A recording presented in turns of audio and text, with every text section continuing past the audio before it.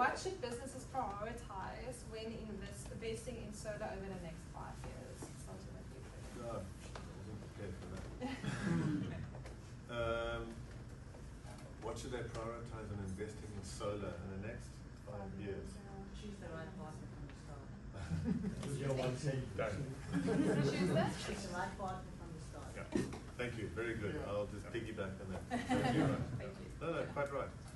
Yeah, choose the people carefully. Yeah. Yes?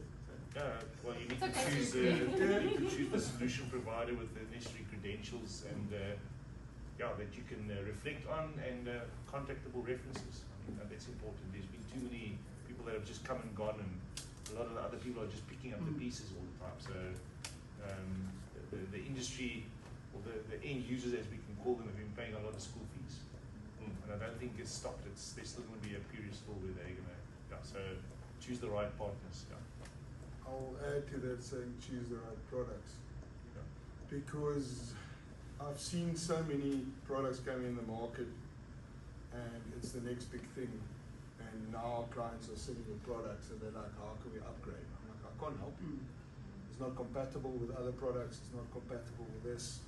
There's no, that line doesn't exist anymore.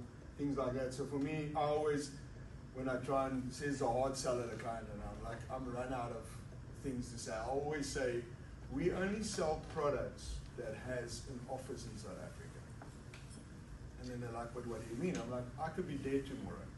I can walk out of here, car can hit me, I'm dead, my company maybe closes down in 6 months. But you can then go and phone Andre and say, Andre, Stefan installed my system, who can help me?